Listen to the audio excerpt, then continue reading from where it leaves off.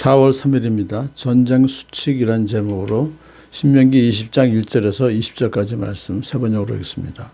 당신들이 적군과 싸우려고 나가서 당신들보다 많은 적군이 말과 병거를 타고 오는 것을 보더라도 그들을 두려워하지 마십시오. 이집트 땅에서 당신들을 인도하여 주신 주 당신들의 하나님이 당신들과 함께 계십니다.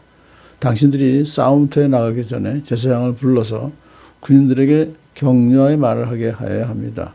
제사장은 군인들을 다음과 같이 격려하십시오. 이스라엘아 들으라. 오늘 너희가 너희의 대적과 싸우러 나갈 때 마음에 겁내지 말며 무서워하지 말며 당황하지 말며 그들 앞에서 떨지 말아라. 주 너희의 하나님은 너희와 함께 싸움터에 나가서 너희의 대적을 치시고 너희에게 승리를 주시는 분이시다. 그 다음에 장교들은 군인들에게 다음과 같이 지시하십시오. 너희 가운데 짐을 짓고 준공식을 하지 못한 사람이 있으면 누구든지 집으로 돌아가거라. 그가 전사함으로써 다른 사람이 준공식을 하는 일이 없도록 하여라. 또 포도원을 만들어 놓고 아직 그 열매를 맛보지 못한 사람이 있으면 그런 사람도 누구든지 집으로 돌아가거라. 그가 전사함으로써 다른 사람이 그 열매를 맛본 일이 없도록 하여라.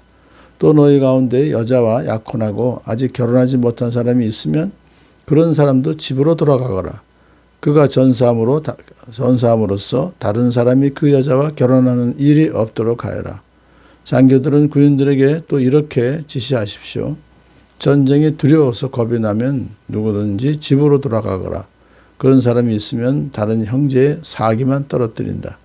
장교들이 군인들에게 이런 지시를 다 끝마치면 군인들 위에 지휘자를 임명하십시오. 당신들이 어떤 성읍에 가까이 가서 공격할 때에는 먼저 그 성읍의 평화를 청하십시오.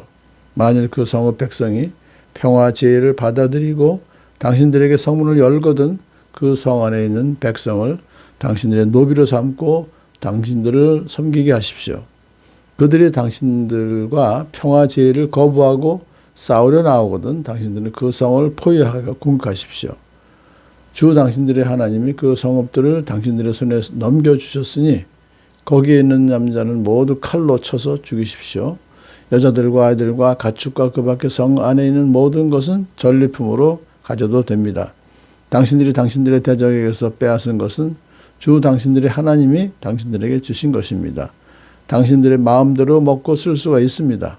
당신들의 주변 민족들의 성읍에 딸리지 아니한 당신들로부터 먼 거리에 있는 성읍들에도 이렇게 하여야 합니다. 그러나 주 당신들의 하나님이 당신들에게 유산으로 주신 땅에 있는 성읍을 점령하였을 때에는 숨쉬는 것은 하나도 살려두면 안 됩니다. 곧 헷사람과 아모리 사람과 가나안 사람과 브릿 사람과 히윗 사람과 아붓 사람과 주 당신들의 하나님이 당신들에게 명하신 대로 전멸시켜야 합니다. 그렇지 않으면 그들이 그들의 신을 섬기는 온갖 역겨운 일을 당신들에게 가르쳐서 당신들이 주 당신들의 하나님께 죄를 짓게 할 것입니다. 당신들이 한 성읍을 점령하려고 둘러싸서 공격하는데 오랜 기간이 걸리더라도 거기에 있는 과일나무를 도끼로 마구 찍어서는 안 됩니다. 과일은 따서 먹도록 하십시오. 그러나 나무를 찍어버리지는 마십시오. 들에 있는 나무가 원수라도 된단 말입니까? 어찌 그 나무들을 포위하겠습니까?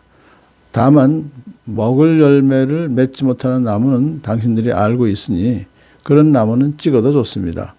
당신들은 그런 나무를 찍어서 당신들과 싸우는 성읍을 점령할 때까지 성읍을 포위하는 데 필요한 장비를 만들어서 쓰시도록 하십시오. 아멘. 가나안 땅에 들어가서 정복 전쟁을 할 때 어떻게 해라는 수칙이 있는데요. 가장 중요한 것은 먼저 이 전쟁에 하나님께서 함께 하신다는 믿음을 가지고 적군을 두려워하지 말아라 하는 것입니다. 왜냐하면 출애굽할 때 하나님께서는 그 당시 세계에서 최강군이라고 하는 이집트의 군대를 넉넉히 파하셨기 때문에 그것을 생각하면서 마음을 단단히 먹어요. 전쟁을 승리하신 하나님과 함께한다 하는 믿음을 가져라 이거죠. 그러면서 이제 이것을 구체적으로 제사장들에게 정신교육을 시키라고 하시죠. 이렇게 말하게 합니다. 격려하는 말을 하게 합니다.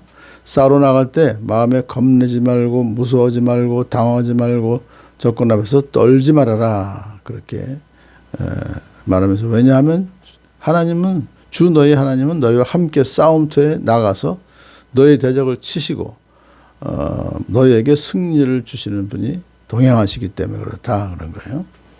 자, 그러면서 이제 장교들에게는 이렇게 말하라고 지시하시죠. 징집하지 않는 사람, 면제 대상을 얘기해 줍니다. 새 집을 짓고 중공식을 하지 않은 사람, 새 포도원을 만들어 놓고 아직 열매를 맛보지 않은 사람, 약혼하고 결혼하지 못한 사람은 다 집으로 돌려보내라. 그들에게 그런 것을 다 누리게 해라, 이거죠. 그 다음에 이제 전쟁이 두려워서 겁이 난 사람들도 집으로 가게 해라. 왜냐하면 다른 군인들의 사기만 떨어뜨리기 때문에, 이들은 이 전쟁이 항상 성전이기 때문에 하나님의 동행과 지원을 받기 때문에 이길 수 있는 것이지 자기의 힘으로 이기는 것이 아니잖아요. 그러니까 하나님을 향한 이런 믿음이 결여된 사람들은 두려워하기 마련이고, 그런 사람이 있으면은 오히려 다른 군인들의 사기를 떨어뜨리기 때문에 아예 집으로 돌려보내라. 이것은 오늘날도 우리 하나님의 그 공동체에서 또 우리로 하여금 어떤 공동체 일을 할 때 희생을 강요할 필요가 없다는 거예요.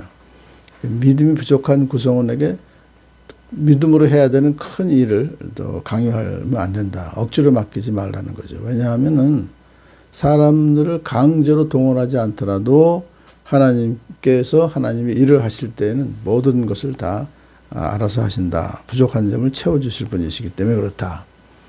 일반적인 이제 전쟁 수축에 있어서는 처음에 평화를 먼저 제의합니다. 싸우지 않고 해결하는 방법이죠. 그렇지만 항복하면 성문을 열어서 성 안에 들어가게 해주면은, 항복하면 그 성읍 백성들을 다 노비로 삼고 섬기게 해라. 그렇게 하죠. 하지만 거부하면 그때는 성읍을 포위하고 이제 점령해서 거기 안에 있는 남자는 다 죽이되 여자들과 아이들과 전리품들은 그대로 너희들이 사용해라. 왜냐하면 하나님께서 너에게 주신 것이니까 마음대로 써라. 그렇게 말씀하시고요. 그렇지만 이제 예외가 있는데, 약속의 땅, 가나안 땅에 속한 성읍들을 점령하면 전멸시켜라 이거예요. 숨쉬는 것은 하나도 살려두면 안 된다. 여자들도 아이들도.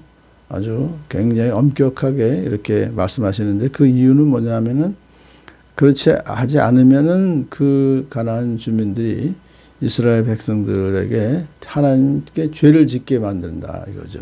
그들이 믿는 우상을 섬기도록 그들이 한다. 그래서 이 영적 전쟁이기 때문에 그러한 것을 확실하게 해서 가나안 땅을 정복하고 거기에서 하나님만 섬기며 살아라, 그렇게 지시를 했습니다. 그러면서 또 하나 마지막으로 적군을 포위하고 시간이 오래 걸릴 때에 그 성을 공격하기 위해서 뭐 나무도 막 자르고 막 그러는데, 자연을 훼손시키지, 무분별하게 자연을 훼손시키지 말고, 열매 가진 그런 과일나무는 나무를 찍지 말고 열매 따먹고, 열매를 갖지 못하는 나무만 골라서 이제 그것을 찍어서 필요한 기구들을 만들어서 사용해라. 자연을 잘 보호하면서 전쟁해라. 왜냐하면 전쟁 끝난 다음에 그것을 누려야 되는데 아무것도 없으면 그것도 시간이 많이 걸리겠죠. 이러한 구체적인 전쟁에 관한 그 규정들을 이렇게 하나님께서 세세하게 가르쳐 주심으로, 이 세상과의 전쟁에서도 떨지도 말고 무서워하지 말고 겁내지 말고 당하지 말고, 왜냐하면 우리에게는 승리를 주시는 분이 우리와 함께 동행하시기 때문에, 그런 담대함을 가지고 오늘도 승리하며 살아가는 복된 하루 되기를 축복합니다.